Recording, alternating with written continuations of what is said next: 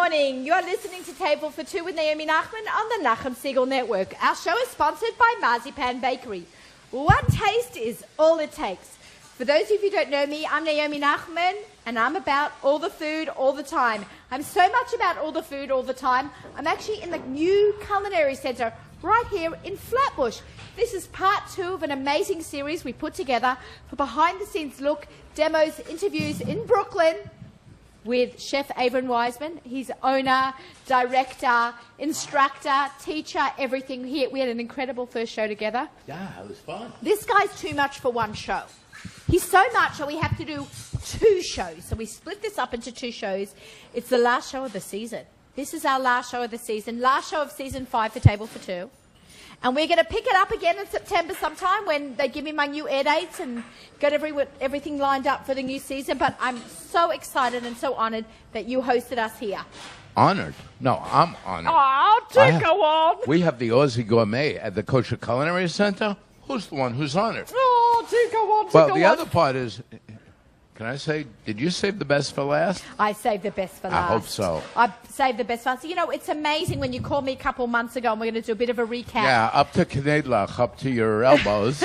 He called me, I was literally up to matzo balls, and he told me what was going on because I hadn't really heard about it. It was quiet for a bit. It was, we kept it very, we let a little bit of hints sneak out, but we kept the big picture kind of hush-hush. And it's a really great thing because when you did open up right before, open up the mouth of the PR and for the center here, it really people really created a buzz and people were very excited. I was excited, but as I said, I was knee deep in matzo ball, so I couldn't give it too much with the book and everything. And so now we're giving it all the love of the Aussie Gourmet and the Nachum Segal Network, and we're actually doing our show right here. Now, you were in Miami, weren't you, for Pesach? I was in Miami. I work for Ram Caterers doing cooking demos. Yeah, I saw a bunch of stuff online. It looked fantastic. It was amazing. What a program. In fact, I'm already going back for my 4th season with them, my 4th year with them, I think. So, well, Ram is no stranger to the Pesach program. They sure are pros. And just in general, their catering is superb. Yeah, attention to detail. They say the devil's in the details, and Ram really knows how to do it. They know their stuff. That's actually high praise, Ram. So shout out to you guys at Ram Caterers, good friends. The Auerbachers. Yeah, sure. Simon and Elliot. Our fantastic, and I work now a lot with Faye and Alex. Auerbacher is Simon's son. So you're in quite good company. I am. I'm honored to do social media with them and continue working with them. So that was a little bit unscripted love there, guys, at Ram. Yeah, so, and in about, from the time this is airing, it's my birthday weekend. Mazel tov. I won't ask how young, Naomi. Oh, yeah, I'm very young in the heart. This is airing, I think, June 30th, and my birthday's July 2nd, and that's the day I'm leaving to Thailand for my cooking culinary tour of Thailand. First time in Thailand? It's my first. Have you been there? No, but I have a lot of friends, and I live vicariously through their photographs. It's unreal. And the Thai cuisine, and you can make it all kosher. It's amazing. Can we do some classes, Thai? Yeah, in fact, I did a Thai demonstration at Young Israel of Oceanside several years ago for the Ladies Auxiliary, and it was really wonderifully received. They loved it. I love lemongrass. The flavor profiles are amazing. Sugar is a little hot. Yeah. I didn't like the pepper, though, the red chili peppers. It's too hot for me. Well, they can take your breath away. Oh, literally, I was making some tom kha kai, the coconut chicken soup. Oh, wonderful. The Thai version of that. And I put some red peppers in it, the Thai chili peppers, and I swallowed it, got stuck in the back of my throat, and I was like... I was like dying. Balance. We have to find balance in Thai food. It was a tiny little piece. The tiniest, sure. It got stuck in my throat. I was like, finished. Actually, one seed could probably do it for you, Naomi. Oh, my God. I was like crying. I called up my friends, and I'm like, help me, I'm dying. She goes, eat bread. I'm like... Eat bread. Rice. I couldn't eat bread because I didn't have... The challah was rising, still wasn't cooked. She goes, drink milk. I said, no, I'm already flashy. I was so messed up. It was terrible. It can be quite painful. We have similar stories from Mexico travels. Oh, my gosh. Okay, so now we're going to interview a couple of your students. Oh, super. They better say nice things. You know what? They can only say nice things. I hope so. It's so nice to have a kosher culinary school. It is. Well, there's a need.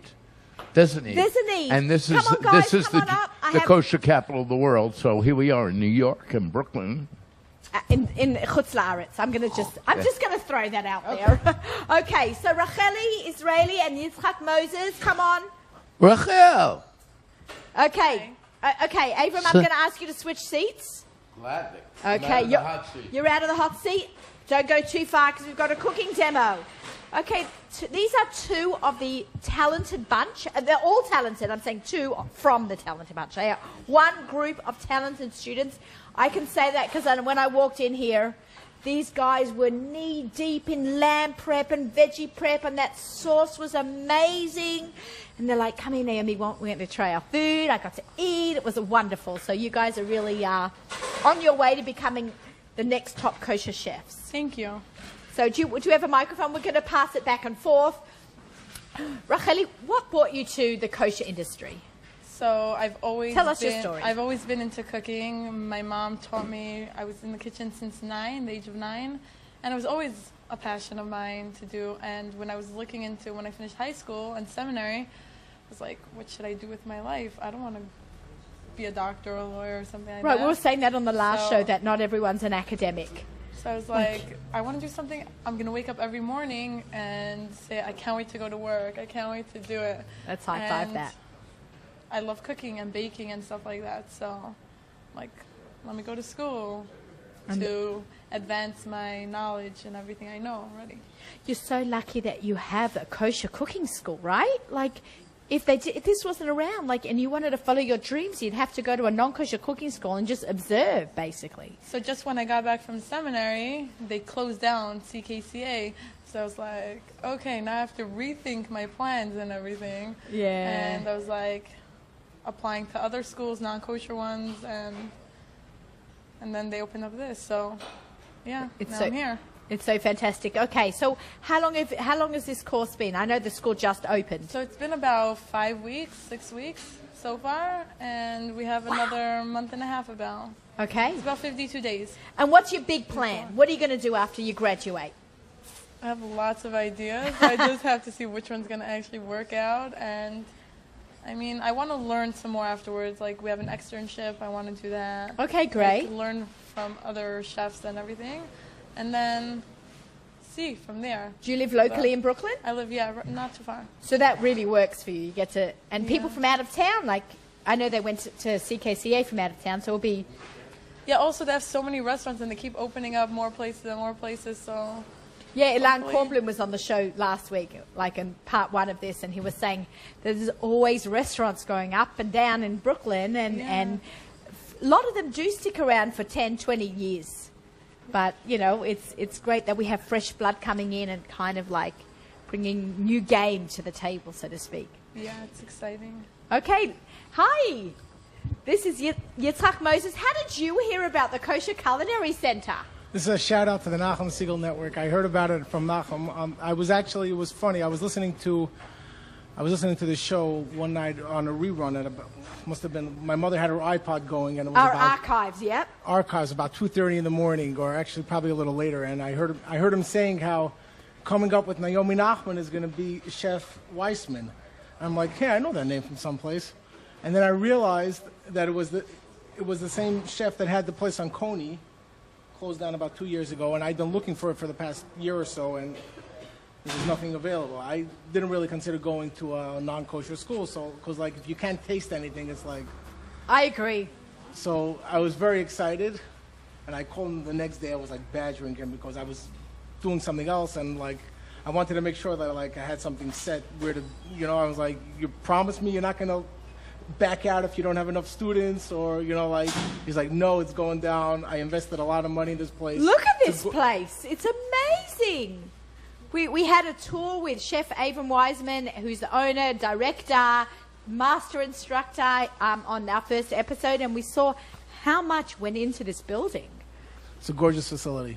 It's beautiful, and it's so exciting that you guys get to be here. So I have to give you a special thanks because you're who I heard about it from. So. Oh, thank you. It all comes back to Nachum Segal and the Nachum Segal Network and our love of sharing food, and we hope that over the summer when people aren't we don't have new shows over the summer, that people will continue, go back to the archives, listen to someone, if you listen to Table for Two during the year, then find a different show to watch. Or if you do watch a different show, come back and watch us on Table for Two. We've got tons of exciting, amazing shows always happening. They're on the archives. We have our show, you can watch our show. You not only can listen to our show, you can actually watch Table for Two, and you can see in a window into the Kosher Culinary Center on Nachum Siegel Net YouTube channel. You got that, guys? So you can watch us, watch these amazing, talented chefs. We were talking about maybe having a throwdown. Wouldn't that be funny?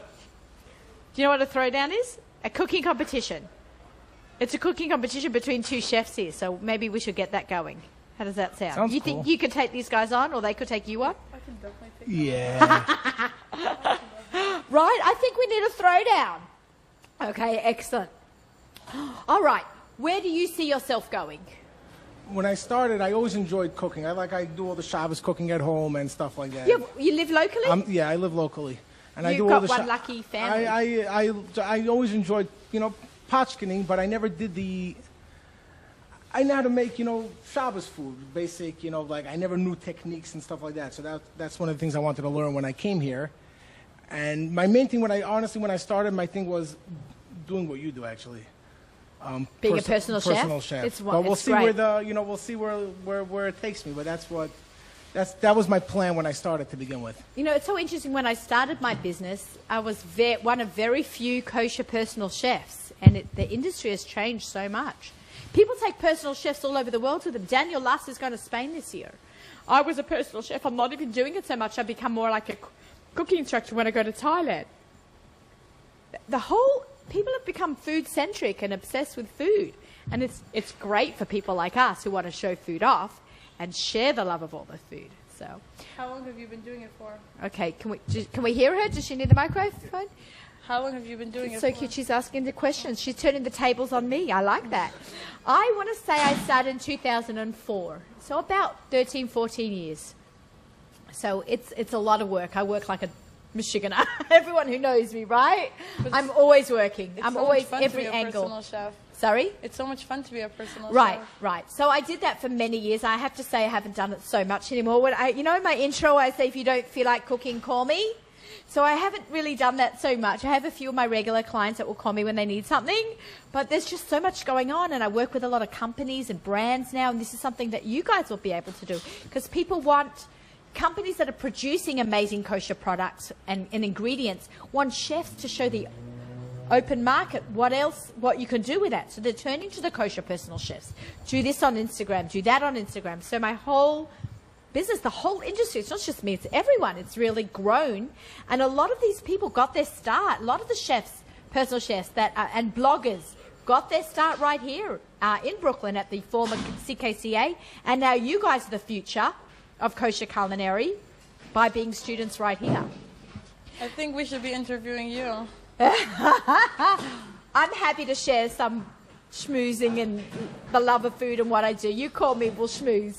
But yeah, this is really exciting, and thank you so much for talking with me. You guys are amazing. What do you like better? Question for each of you: cooking or baking? Baking. Cooking. Yeah.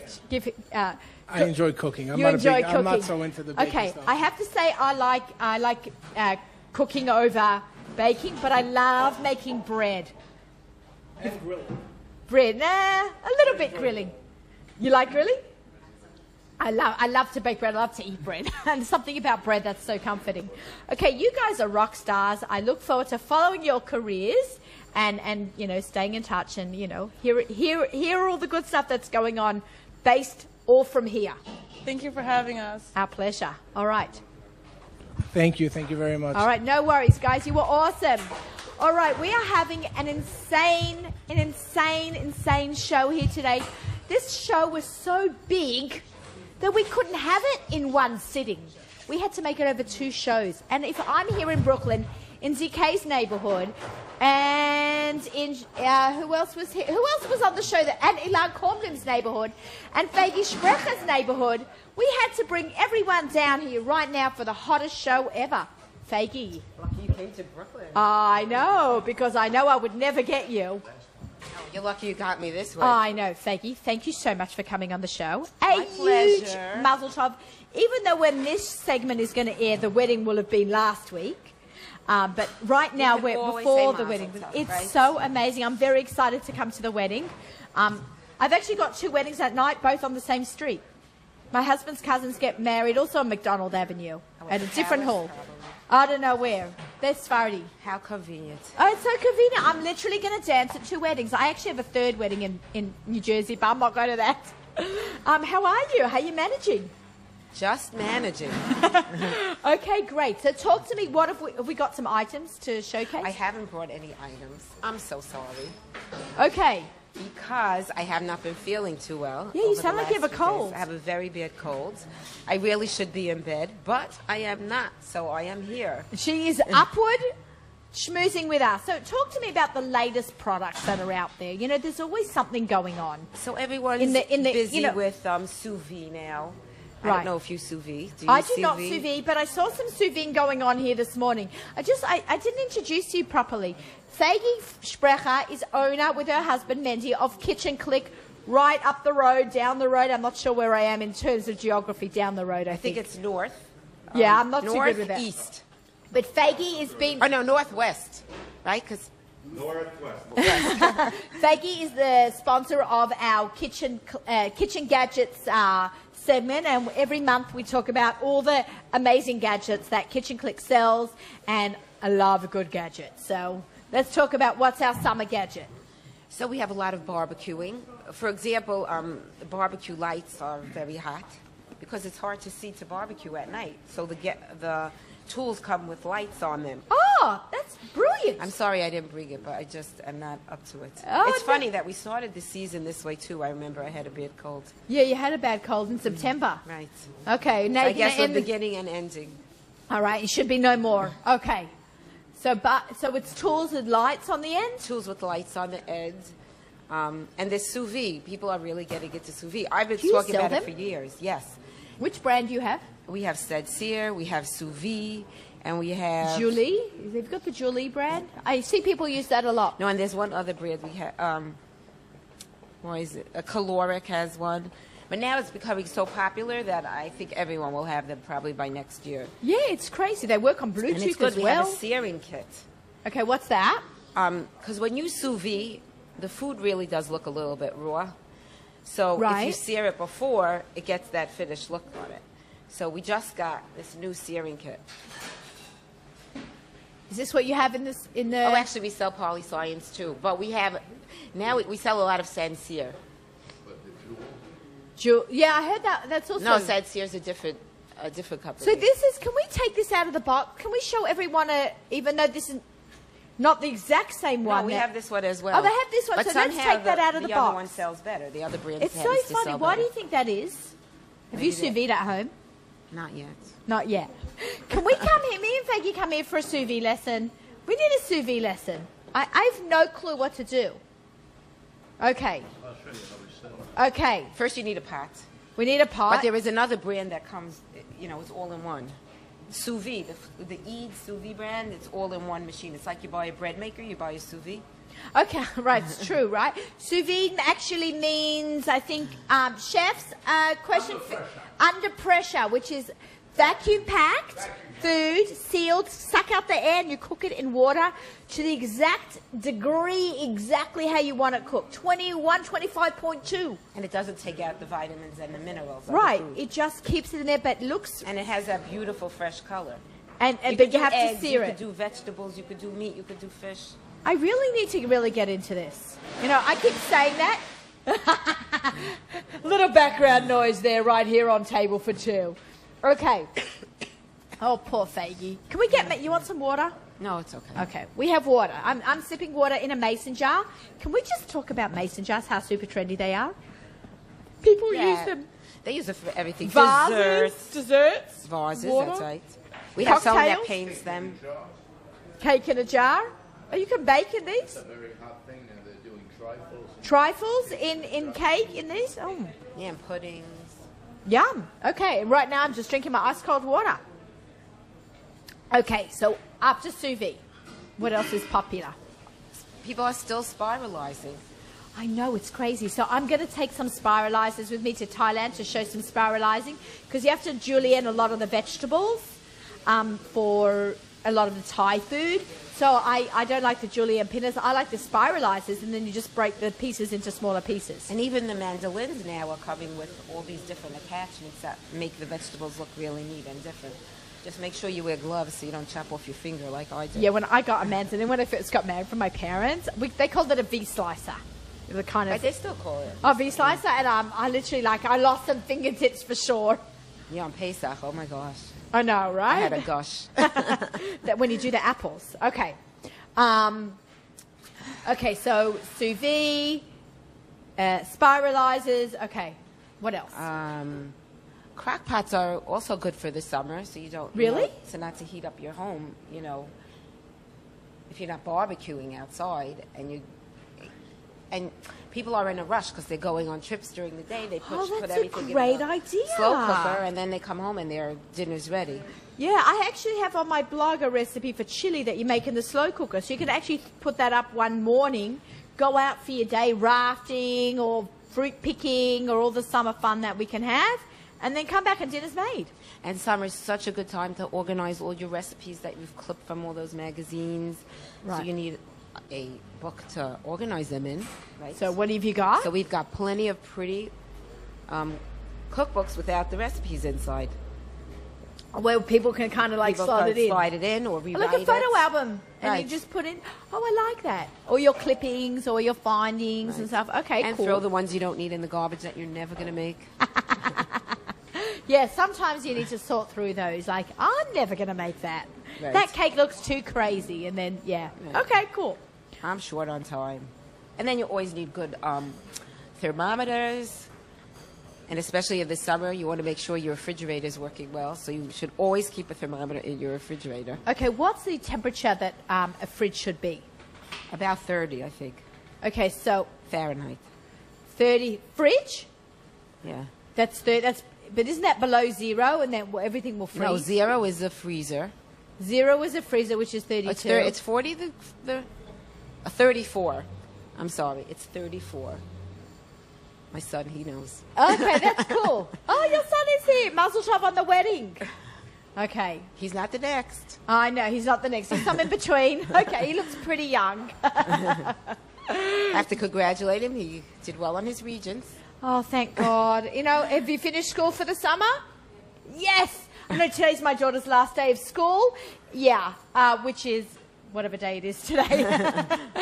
I think it's supposed to be Friday. Right, and when this is airing, she's already going to be in camp a few days. It's the first time she's going to sleepaway camp. Let's talk about sleepaway camp items. What can people send their kids? They're already up in camp, right? We have so many cups that are good for drinks and to carry along, for coffee, for juice, for hot drinks in case they get sick and they want tea, in the bunkhouse. Like you need. Right. No, we have tons of that. Because my daughter's camp does not allow snacks, which is, I think, a great idea because people end up shoving food in their kids' faces and, they don't eat all the rubbish. I think it's a really great idea to send them non-food packages. Right? Like send them... Or, you could dehydrate fruits and vegetables and send them that. Although they probably don't even allow that. Yeah, they might. A lot of kids have got allergies. I think that's a lot of the reason behind it. But I like the idea of sending mugs and travel mugs and picture albums. And it's always nice to send a picture of the family so they could keep on their dresser next to their bed in case they're homesick. Oh, that's actually making me sad. I hope my daughter's not going to... Oh, okay. So, funny thing. Camp in Australia is really short. We talk about it like you a say whole hello year, and goodbye. But it's literally 10 days from from about 8th or 9th grade onwards, it's 10 days. From 3rd grade to 8th grade, it's a week. So it's like very, very, very short, and we don't. But we love camp. We get together. I'm from Sydney, and we go to camp with the Melbourne kids, and we love, love, love camp. But it's over in 2 seconds, And that's also Hanukkah time, because you have the opposite. We have the opposite season, so. Yeah. Okay, Fakey. This is I hope everyone has a great time in camp and a very healthy, and enjoyable, safe summer. It's July 4th weekend. And watch your kids at the pool. Watch your kids at the pool. Eyes on. Eyes on, yeah. And watch the sun. That's you know, right. The sun. We're both very fair. Even though I have dark hair and she's blonde, we're both very fair. I know I get outside and I have to put sunscreen on. I'm worried about my Thailand I don't trip. go outside, so I don't need the sunscreen. That's what my husband said when he's working. But, yeah, we're going to take lots of sunscreen with us. Thank you. Wish you and your family a mazel tov, a healthy and Thank safe you. summer. And we'll see you tomorrow. We'll see you at the wedding. Oh, we saw you 2 weeks ago. Yeah, I know, right? Gets very confusing. But we're really excited for you. It's wonderful. Thank you for being the sponsor this year for My pleasure. Kitchen Gadgets. I love when you come in. I'm always looking forward to seeing And we have you. to do some more giveaways. We're going to have, maybe we'll do a summer giveaway. I saw you just had one. Everyone should be following Kitchen Click because Fakey does great stories. A lot of people post on Instagram but don't have great stories from their stores. You actually bring your store to life with your stories. So I did notice that you are very busy with the Oh, stories. you saw that football game. Yeah, I love it. I'm actually following the stories. I don't watch too many because I'm so busy, but really, thank you very much, Fakey. Thank you. All right, we should have continued success. We have got, we just had Fakey Sprecher from Kitchen Click. This is Table for Two with Naomi Nachman on the Nachum Segal Network. Our show is sponsored by Marzipan Bakeries. One taste is all it takes. I get very excited about that. Okay, what an amazing show we had. This is part 2 of our show right here in the Brooklyn Culinary Center, the Kosher Culinary Center. I don't want to say it's not in the heart of Flatbush. It's in like the top of Flatbush. Technically Marine Park. Marine Park. Okay, where's your we need the microphone now. Technically Marine Park. This is Naomi. Marine Park. Great shout out to one of my favorite restaurants in Marine Park is Tea Fusion. Oh my God, Chef Daniel Daniel Rivera. Oh my goodness. Shout out to you and Talk owner about Allison. sous vide. He's the man. He's the man. I've been to many of his tasting dinners, been there for dinner. Fantastic. And So creative. They did Sheva Brachot for my daughter and son-in-law it's almost a year ago, right? Yeah, CKK. And they did an unbelievable job. His food is as pretty as it is delicious. Yeah, so you should follow him on Insta, Tea Fusion. Yeah, I and do, Daniel actually. Rivera. He's very, very funny. I speak with Daniel Rivera, I would say, at least once or twice a month. I keep trying to get him down here. I want Daniel Rivera to do a class here. You got that? Chef Daniel, come on, we got a spot for you. And I'm going to take the class, okay? Yeah. All right. You got your first student here, Chef Dan Rivera. I'm signing Come on out down. now. Kosher Culinary Center on Flatbush Avenue. You know, your students are great. You know, They are. they're I'm really lucky. They're so really nice. excited to be here. And then we just got to interview 2 of them, but there's so many They are. great guys They are. right here. I'm talking to you. Great guy. Shout out to Ephraim Friedman. Ephraim Friedman, He chef. was our first professional student to register for the new school. Oh, really? Yeah, okay. Ephraim nice. is number 1. Number 1. Okay, you got to get a big shout out for that one. Okay. Quickly, Ephraim, I'm going to shout out to you. Baking or cooking? What's your favorite? Baking or cooking?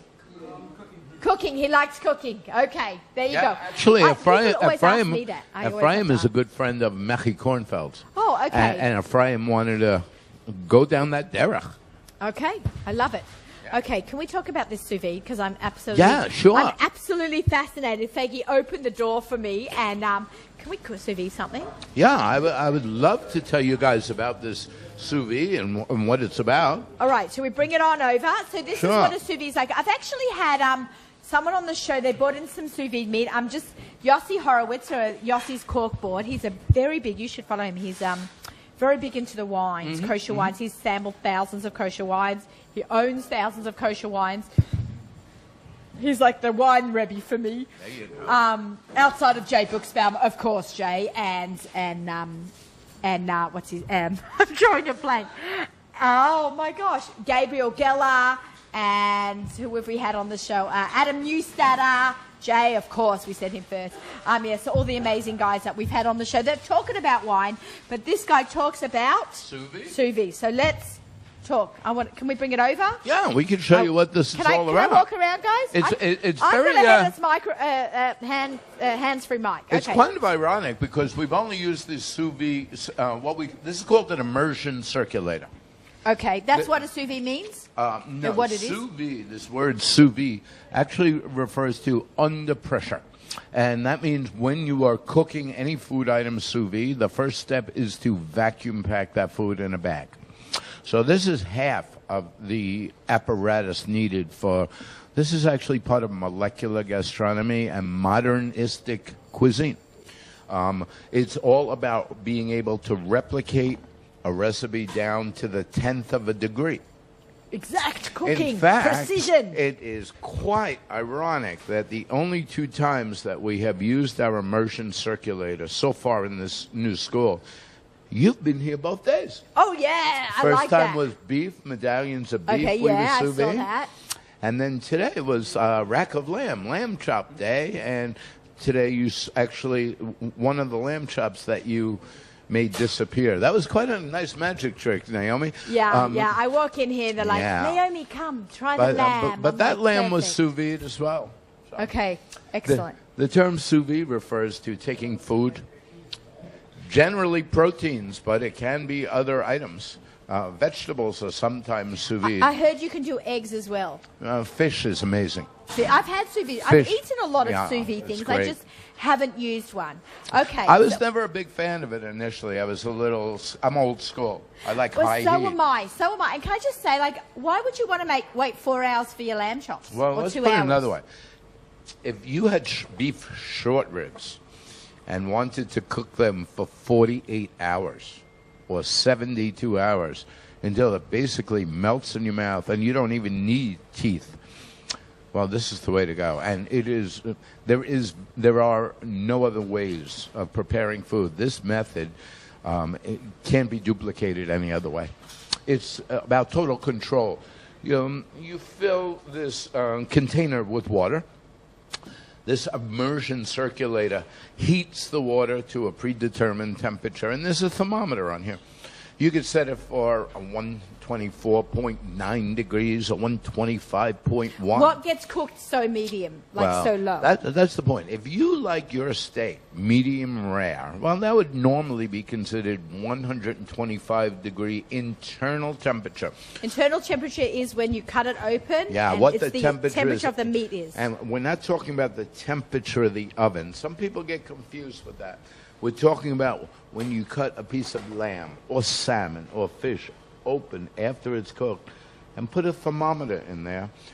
That will give you the exact measurement of doneness. Right, and this is not against Board of Health violations, or these are industry standards. Like chicken is 165. Correct. You never eat chicken medium rare. You Correct. wouldn't die. I don't know. You'll get sick. You but might.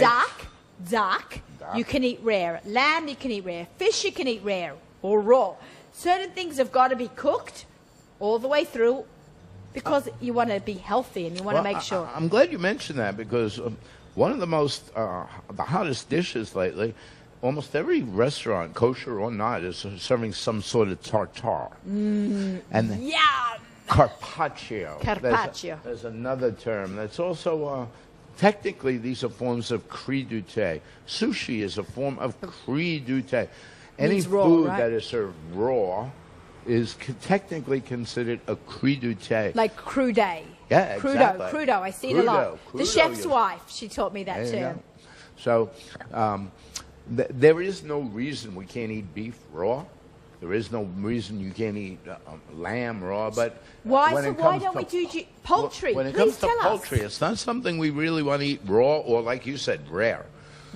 I'm getting like nauseous thinking about it. But the negative part, we both know that poultry products, especially chicken breast or turkey breast, they have a tendency of getting very dry.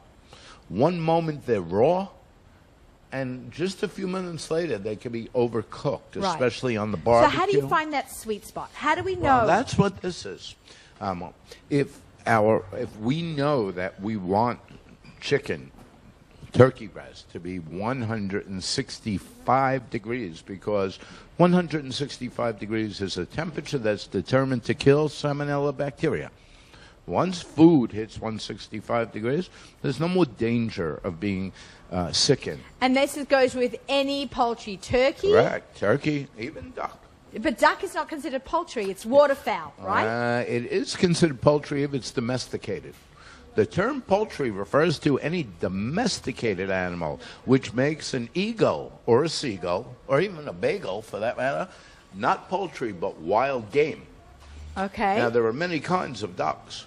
The ones that you'll find in a kosher butcher shop or any other kosher establishment are called Pekin, Pekin. Some people refer to it as Pekin, which is not to be confused with Peking duck, Right, duck, which is the crispy Asian. skin rolled in a mushu pancake with scallions and hoisin. Yum!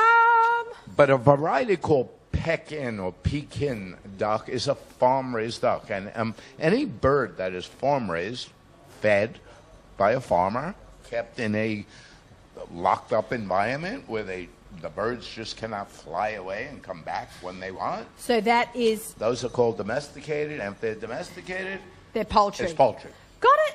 There If you it's go. a wild animal, such as a mallard duck or Muscovy duck, and these ducks are generally not considered kosher. These are wild ducks, and these are the ones that are generally served rare that you might see on television or on food channels. Because when I cook my duck breasts, and I do have them in my cookbook, we seared those breasts till they were rare. And people are like, that looks raw. I'm like, no, it's not. It's rare. You can eat duck rare. Yeah, well, there's lots of ways to handle this, but when we come to sous vide, if you determine that you like your chicken breast cooked to 162 degrees, and then maybe finish it in the oven for just a moment or two to bring it up to 165 degrees, this is about total control. Okay, total control. I love that word. I know you do, because that's what being a good chef is about, is Right. controlling the equipment and the food that's within your reach. And these students here are learning to do that. Total control. Total control. You're learning total control of the kitchen. All right, let's do our demo. We're doing another demo? We're doing a demo. Seeing that Remember? we started off with summertime type of appetizers, I'd like to continue along in that vein, if that's all right with you, Naomi. That's all right with me. Let's go. Can I just say, I've still got my ceviche here, and looking at it's making my mouth water. Look. Too spicy? No, it's perfect. Well, you see, when you remove the ribs and the seeds from a serrano pepper, you get the flavor, but without the fire. Right. So I do that with my jalapenos. I always like seed and de-seed or seed And I or hope whatever. you always wear gloves when you're working with those hot peppers. Well, I knew that, but one time when I had a cold, I didn't. You- I had ice on my nose. I put milk on my nose. I was blowing my nose because, I had a cold, and then it was all chafed, and then I went like this after doing my jalapeno pepper, and I knew better. I preached this, and I'm like, oh, I messed up. Well, Okay, I'm human. I'm really a fanatic with wearing gloves in the kitchen, but one morning I grabbed a serrano pepper. I was demonstrating, just answering your question for a student, forgot to put gloves on. And what had happened was forgot all about it, was driving home on the Bell Parkway when I had something tickling my eye, and I just went like that, and oh my goodness. Then I remembered I touched that serrano, had to pull off the Bell Parkway. That was quite painful. And how do you stop that? Like pour milk or bread? No, the best thing to do is wear gloves in the first place. But if it Don't. does happen to you, flushing your eyes with cold water is the Okay. best. Or saline. Yeah, Or saline. saline. My eye salt doctor, water, fresh Dr. water. Annie Steiner, shout out to you on Table for Two. Okay. Would never let me put water in my eyes. You've got to saline it. Oh, you got your Aussie drops. I don't know. They're probably from CVS. Oh, All right, let's you're gonna love cook. this. Let's cook. I'm We're going to excited. make a couple quick recipes using 2 food processors Ooh, 2. simultaneously, or one right You don't after need the to have other. 2 at home. It's just because, we're You doing a could do- demo. if you have one at home, you could do that and just use the one processor and rinse it out. We know how to do that. I'm going to ask Naomi to hold my microphone for me, and we're going to be doing the dish we're serving now. Oh, they're schlepping. That's okay. We've got It's okay. microphones. Okay. Right? If there's a problem, this guy will let you know. The dish we're making today is called chicken satay. Ooh. Naomi brought up Thailand before, I think Bangkok. And I'm maybe, going to Bangkok. I'll be spending this coming Shabbos in Bangkok. Really, I'm Yeah. so jealous. So this is airing June 30th. I will be like July 6th, I think, in Bangkok. Are you going to visit Phuket? No. You ought to go while No, you're there. no, not this time of the year. We're going to Chiang Mai. Well, we hope there's no tidal waves. Oh, shh, bite your tongue. So Go to today Chiang Mai. we're doing in Thai, as in not this kind of Thai, but Thailand, Oh. Bangkok. Very nice flavor profile. We're doing a Thai appetizer called satay. It's spelled S-A-T-E, as if it were sate but it's pronounced as satay. Any kind of protein can be prepared as a satay, and generally we use a skewer. Thin, tender meats. It works with beef, it works with lamb, it works with yak, but we don't have any yaks in Brooklyn. What's a yak? A yak is not a kosher animal, but they use it See, I in don't even know. Tibet. Oh, Tibet. The Dalai Lama, I believe, happens to like yaks. Yak. Okay. So I just yap. you I'm do sorry. yak. I'm sorry. I couldn't Hey, help that was myself. pretty good, Naomi. You get paid for yakking. Yeah. And how lucky am I? First thing we're going to do is make a 2-minute peanut sauce. Let's I do think it. you're going to love this. Let's Can go. I give you a microphone for Yeah. me? All right. I'm the official sous chef / microphone holder / radio host. That's 3 hats at once. Put And one yourself in. shaitel. So we're going to start with this. To make a quick peanut sauce, what I started doing is making tea. Our recipe calls for strong tea, and the recipe is we boil some water, take about 5 or 6 Lipton tea bags.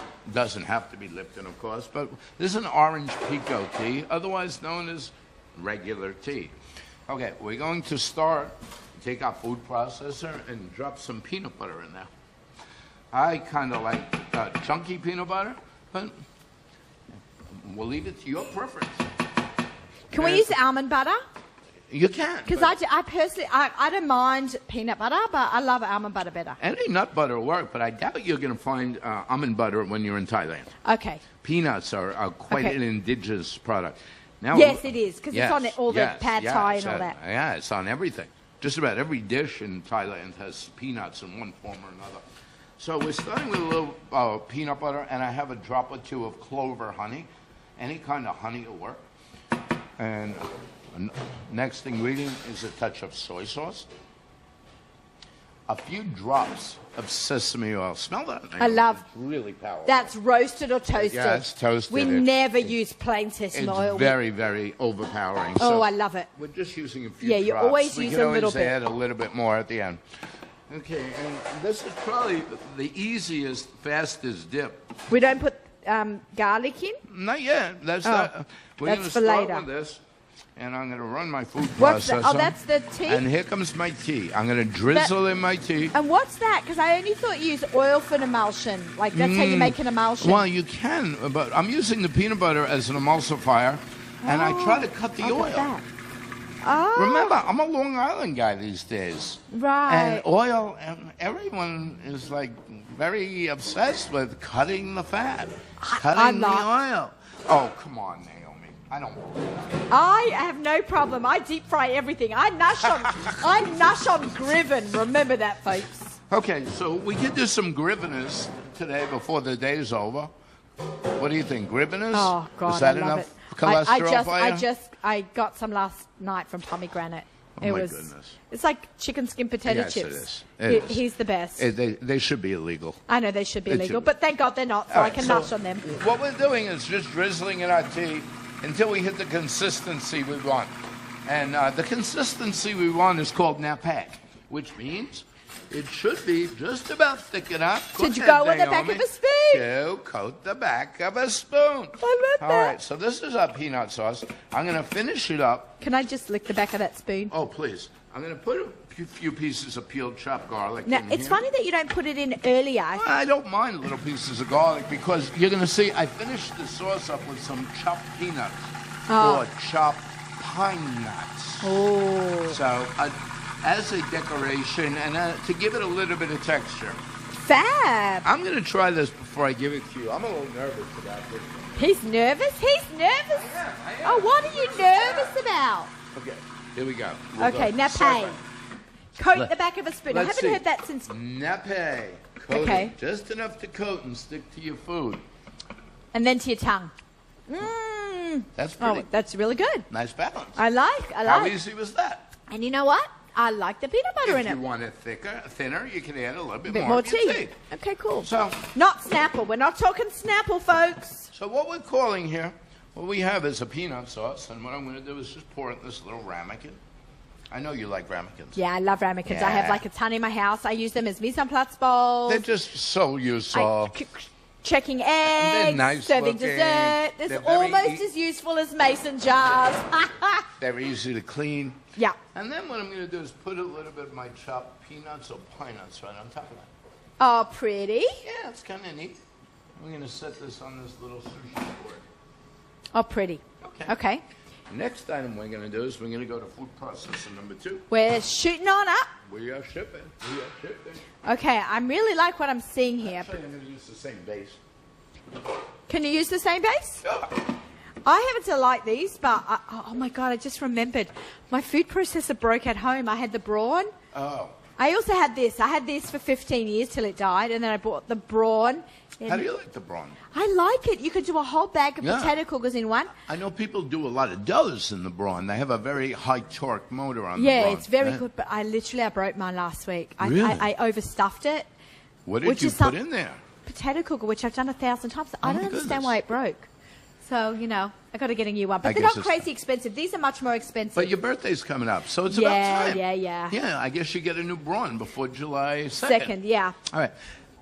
So here's our recipe for peanut sauce. It's really easy. Tea, peanut butter, soy sauce, honey, sesame I'm going to oil. hold that up to the camera. Yeah, so you people can. are That's one of my homemade type recipes. Screenshot that. We are allowing you to share that. You got to watch out for this when you have it in Thailand, though, because they usually put Thai fish sauce in it.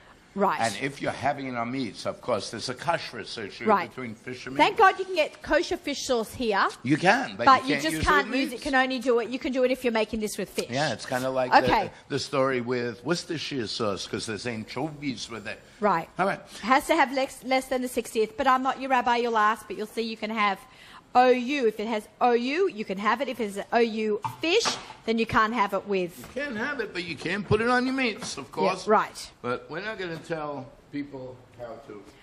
Everyone will decide for themselves. Yes. What are we doing here? This recipe, I take a lot of pride in. This is, I call it my satay marinade. I actually designed this about 10 years ago to go on a sea bass.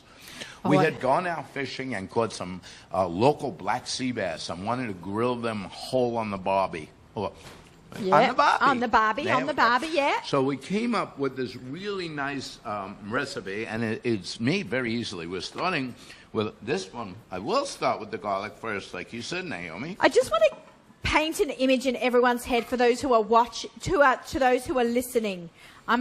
You can watch us on the Nachum Siegelnet YouTube channel, but if you are listening right now, in front of us, we are at the cooking school. In front of us is a tray, and everything was pre-measured out.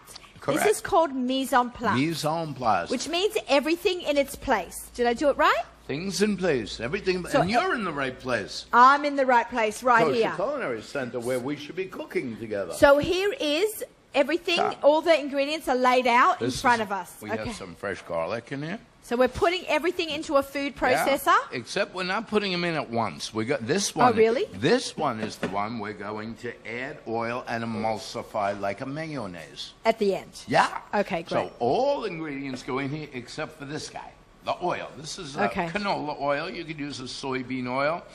Some people like coconut oil. Depends on your level of cholesterol and your doctor's advice.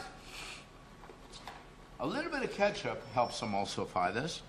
And generally, I'm extremely skeptical when I see a recipe that has ketchup in it because they're generally just a variation of barbecue sauce. But this one really helps emulsify. We have a touch of soy sauce that goes in there. All going in, all these ingredients are going into the food processor? Very easy. A little brown sugar. There's light brown sugar. Each item was measured out. This is, we have a bit of lime juice and mirin. Mirin is sweetened rice wine. A touch of sesame oil in this one too. And fresh squeezed lime juice, lots of it. Can we just talk about never ever using bottled lime or lemon juice? Oh my goodness. Like why would you? Why would you? And it's so cheap to like... Yeah. If you want to, like, you can squeeze your own and just keep like little in the freezer so it's freshly frozen of your own.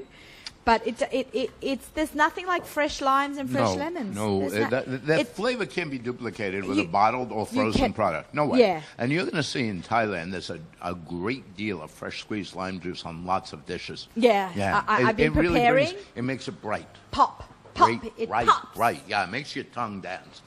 So we start with all these ingredients and we just turn on our machine and run it. This is the easiest marinade I know how to make. And I think it's one of the most tasty. Should I plug it in? Yeah, maybe. Electricity is a wonderful thing, you know. Might help. So as we're running this little paste, a little sugar in there, garlic, soy, touch of ketchup, a lot of lime juice. I see the garlic chunks are not breaking down. Yeah, it's going to so get broken down, but this is going to be a marinade to season our meats. Oh, it's a marinade. Yeah, okay, no one great. will be eating this directly or drinking it. And as this is going round and round, now we're going to drizzle in our oil and emulsify it. And you'll start to hear the machine work a little harder as it thickens. You can hear it now. You hear the marinade getting thicker, creamy. Okay, we're going to eat now. Oh, real soon, Chicken. Naomi. And the last part of this is we take some fresh cilantro, put it in last minute, because we just want to chop it up, but we don't want to turn this marinade into a green marinade. And if you chop the cilantro too long, the chlorophyll will bleed out and it'll just get ugly. It'll still taste good, but it'll be ugly. Looks amazing. And we don't like ugly food. No, No, it's no. got to be pretty. All right. Because you eat with your eyes. Now look at that little marinade, how it's emulsified. And you eat with your nose. This smells unreal. You're going to go nuts for this Okay. one, Oh, Naomi. yeah, okay. Nappe? Are we nappe? This is nappe. Which means coat the back of a spoon. Yeah. Show everyone who's Yeah. watching. But if you're listening, it means it's coating the back of the spoon. And that's what we're looking for with most marinades, the sauces, so it sticks to the food. Oh, my, nice? my. Nice balance, sweet, salty. Oh, it's so garlicky. Thai. It's so Thai. And very, very limey. Limey. Am I allowed to say limey to an Australian? Why? I think that might be an Australian thing, but I don't know. I've Here been we go. gone for 25 and a half years. I don't know. I've forgotten everything. The next thing when making a satay is one wants very tender protein. And Okay. what kind of protein? Well, we could work with chicken. You could work with beef. But because we're quickly grilling, we need meats that could easily be chewed. You wouldn't want to take a decal or a very tough piece of meat. Something like a minute steak, London broil, or in this case, chicken. And what we want to do is you work our chicken onto the skewer, and we work it back and forth so that it doesn't fall off. And you want the chicken very secure. Frequently, I will see people skewer things like this. Oh, in and out, like a yeah, weave. like that. We don't weave it. Okay, And that's that's good. just, it doesn't cook nicely. Not Sometimes pretty. it sticks to the grill. So we want to work our chicken onto the skewer so it's really secure and flat. Okay. We like it to cook flatly. My second step with this, you're going to like this trick. We've got about 6 minutes left of Table for Two for Season 5, and we're cooking up a storm over here right now at the fabulous Culinary Centre right here in Flatbush. If we took these and marinated them like that, that would be good, but the sticks might get oily, dirty. Right, okay, so what- then when guests pick them up... Nah, not so nice. So what do we do? What we like to do, Naomi, is put our... Oh, I our love marinade that. That's in such a great cooking tip. Yeah, a bain-marie container. A bain-marie or a quart Or a container at home. Tupperware. A Tupperware, a quart container. I love that. After you skewer your beef, your veal, your lamb, we can stand our chicken up in this container and actually wrap it up and put it in the fridge overnight. Oh, okay, cool. Nice trick to marinate. It Cute, doesn't take like up much chicken space. lollipops. Yeah. Okay, cool. We will see that once this So, are we going to be grilling these? right now. Oh, yeah, baby. You're going to be eating these Lunch, in a minute. boys. Oh, guys, cameraman, attention, and you at home get a chicken satay too. So- Okay, this is a great July 4th weekend barbecue appetizer. You can throw it on the grill at home. Could be a main course. Could be a main course, could be an appetizer, could For be an sure. hors d'oeuvre Hors pass d'oeuvre, around. one biter, sure. Oh, I love that. And toss the stick. Toss the stick. These Okay, actually, you can really bring these up a notch too if you got let's some. turn on the fire. It's I don't on. want to run out of You're time. on. Oh, we're on. We're on. Oh, the fire is on. Okay, I'm holding the mic. Here we go. Grilling. There's a couple tricks with proper grilling, and the main thing we want to do is Yeah. make sure that our grill surface is always immaculately clean. Okay. Whether you're working on a professional grill, or you're working with a Weber, or any kind of barbecue at home, make sure that your cooking service is clean. You do not want black carbon on your food. You will taste this. Oh my God, I so want to clean my grill. You want to taste this one, No, Naomi? thank you. I didn't think so. So really, so what's the best way to do it? Okay, so say there's a barbecue in Woodmere that's a little dirty. I'm going to give you the poo. What we want to do is take a pair of tongs, because we don't want to burn your fingers. And taking a pair of tongs, you could hold this. I always have one rag. I actually make a habit of using up my cottonseed oil from Pesach and use that to oil my grill, because I don't like to waste good oils. Okay. And I always have cottonseed oil left from my matzo braise. Yeah, I know. I do too from my Pesach business. So okay. we can take a so little bit. We get the thing nice and hot. Lightly. So we make our grill pan hot. Yeah, very hot. You don't want to hold your hand there. Yeah, and then we clean it like that. Oh, that's so great. Then what we're going to do is take our beautiful chicken satays that have been marinated, and we're going to drop these right on our grill. How long do these take to cook? I would say about 3 to 4 minutes. 3 to 4 minutes. You'll be eating in no time. We'll be eating by the end of the show. ZK's so hungry. He's so excited. It's fabulous day today. July 4th weekend is coming up. Also my birthday. Super summer special. Absolutely fantastic in your backyard. Be the first on your block to make your chicken satay with a nice lime Thai marinade. And like I said, this marinade goes great on any beef, any veal, but tender protein. Oh my God! Can I just say? Can you guys smell it? Yeah. It smells good. Yoni's pretty happy. ZK's pretty happy. And we want to get a nice caramelization on it. We want to see some grill marks. I like that. Can we get a zoom in on that? I'm going to describe to you what's happening here. We are in the Culinary Center. We are using the grill. We've got chicken that we've marinated in its high flavor profile. We've got them on a stick, and we are grilling them on our indoor grill right here on table for two. We will eat this in just a couple of minutes, and you guys can go home. You are home, or wherever you are. Maybe you're listening on the app somewhere driving. But then you can go home and make this yourself. These are very, very good. You can marinate these overnight. If you wanted to do these July 4th, I would actually make them on July 3rd and put them in the fridge. And when your guests get there... Can I have that recipe? Sure. I'm going to hold it up to the camera so you guys can do like a bit of a screenshot of that or put it down. I put up the peanut sauce before, but now you can have the marinade. Thank you, ZK. Really a big thank you to ZK and Yoni today for coming out to Brooklyn, and thank you to Miriam and Nachum for putting the show, letting me do the show for me. A big thank you to Pauline Dayan, your partner in this amazing center. And she was my student. And she was his student. And thank you to Chef Avram for giving up his afternoon for us to be here for our two-part show. If you missed this show, you can grab it on the archives on nachumsegal.com. Yeah. The last trick I'm going to show you, Naomi, is this. Seeing that I didn't want to burn the skewers, I have half my grill off. So then I'm bursting into flames. And if you do this at home and you fire up your barbecue, you might want to leave one section unlit. Don't people, though, soak them in water to stop that from happening? That's one way, but it's no guarantee. It will help them, but when you soak skewers in water, I find that the water dilutes the marinade on the chicken, and it comes out dripping wet, and it doesn't stick. So you lose a lot of the flavor. But yeah, that's traditional. Or you can get a stainless steel skewer, metal skewers. Oh, okay. And those are real nice, and you can wash them and use them over and over. These will be done in about just 1 minute. You can see that they got nice grill marks on them. This is a supersized show. The last two shows, supersized, all the way, table for two. What we're going to do on table for two today is we're going to take our little board, set it down with our peanut sauce. And what I did here is made a little bit of a slaw. All I have in here is cabbage, red pepper, a little cilantro, and some black sesame seeds. Love it. Yeah.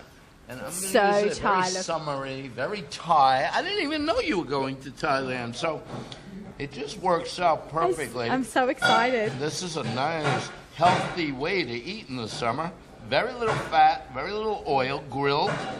Your cardiologist will be very happy when they read these recipes. So we have our peanut sauce. A nice way to finish this off might be a few black sesame seeds or toasted sesame seeds on top. Yeah, I always say sesame seeds make everything pop. Yeah, I agree with you, Naomi. Pop in color. You need a pop of color. Here's a done. We're 30 seconds away from a delicious set. 30 seconds away. He's like, come on. Okay. I must say we had a nice craft station set up by Simply Sushi, which Alan Kornblum brought down for our double show. It was the end of our first show before we started today's second show. Chef Avram Wiseman is cutting up some limes over here. We've got some black sesame seeds. Lime is so prominent in the flavor profile of Thai cooking. Black sesame seeds make everything pop. Limes make everything pop in flavor. It gives it a fresh, crisp flavor. Okay. Ready? I'm ready, buddy. Oh, yeah. Oh, we're going to eat some amazing food. And we do, of course, recreational classes here. Oh, yeah. We do Shever Brachos. We do birthday parties. We do chop competition. We're waiting to do our first bachelor party. Anybody ready for that? We do competitions. We're doing lots of different celebratory things. And like we say, only delicious simchas at the Kosher Culinary Center of Brooklyn. Okay, that looks wonderful. Naomi, Okay. we're going to find out if it's wonderful or if You I hold know that what now. I'm doing. I'll hold the microphone, you hold the chicken. I'm going to hold the chicken. As we close out our show, this is Table for Two with Naomi Nachman on the Nachum Segal Network. Our show is sponsored by Marzipan Bakery. A big thank you to Marzipan Bakery for sponsoring our show for the last 6 months. We loved working with you. You bring such sweetness into the show. Sorry, I couldn't help that one. And thank you once again to Kitchen Click and to Nachum Segal, Miriam Wallach, our amazing team. We miss you, Jamie. To Kel, ZK, who makes me sound so good. I would sound terrible if I didn't have ZK. Yoni Pollock, and of course the entire team here at the Culinary Center. I'm going to start eating in a minute. Shabbat Shalom. We have music sponsored by our friends at Kedem, right up until Lich Benching. Shabbat Shalom. Thank you, Marzipan. Shabbat Shalom. Thank you. Thank our you. favorite Aussie Gomez. Thank you. Thanks for Thank coming. you. Ready? We got to show these people how delicious. See how the sauce just clings. Not bad. It's so good.